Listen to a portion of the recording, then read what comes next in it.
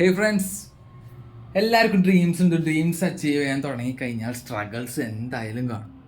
അതുപോലെ തന്നെ എനിക്കും ഉണ്ട് കുറച്ച് സ്ട്രഗിൾസ്. മറ്റുള്ളവരുടെ സ്ട്രഗിൾസ് ആയിരിക്കില്ല എൻ്റെ സ്ട്രഗിൾസ്. ഞാനൊരു ബിഗിനിങ് സ്റ്റേജാണ്. അപ്പോൾ ചെന്നൈയിൽ നുങ്കമ്പക്കം റെയിൽവേ സ്റ്റേഷൻ അടുത്താണ് എൻ്റെ റൂം. അപ്പോൾ ഞാൻ ഇന്ന് പരിചയപ്പെടുത്താൻ പോകുന്നത് എൻ്റെ റൂമാണ്. അപ്പോൾ ഇതാണ് എൻ്റെ സിംഗിൾ റൂം. റൂമിൽ തന്നെയാണ് കിച്ചണും ഷെൽഫും ബെഡും. ഇനി ബാത്റൂമിലോട്ട് വരുമ്പോൾ അപ്പുറത്തെ ഒരു TV ഷോപ്പ് ഉണ്ട്. അപ്പോൾ അവിടുത്തെ 2 സ്റ്റാഫുകൾക്കും അതുപോലെ തന്നെ എനിക്കും കോമൺ ആയിട്ടുള്ള ഒരു ബാത്റൂമാണ്.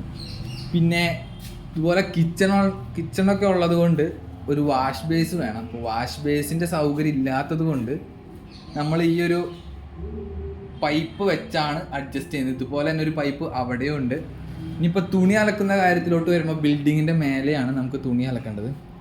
അപ്പോൾ ഇതിനേക്കാൾ നല്ലൊരു സ്ഥലം കിട്ടിയില്ലേ എന്നുള്ളൊരു ചോദ്യം ഉണ്ടെങ്കിൽ ഇതിനേക്കാൾ നല്ലത് അഫോർഡ് ചെയ്യാനുള്ള കപ്പാസിറ്റി കറൻ്റ് എനിക്കില്ല. അപ്പോൾ ഇതുപോലത്തെ വീഡിയോസ് ഇൻട്രസ്റ്റഡ് ആണെങ്കിൽ ഫോളോ ചെയ്യുക. Thank you.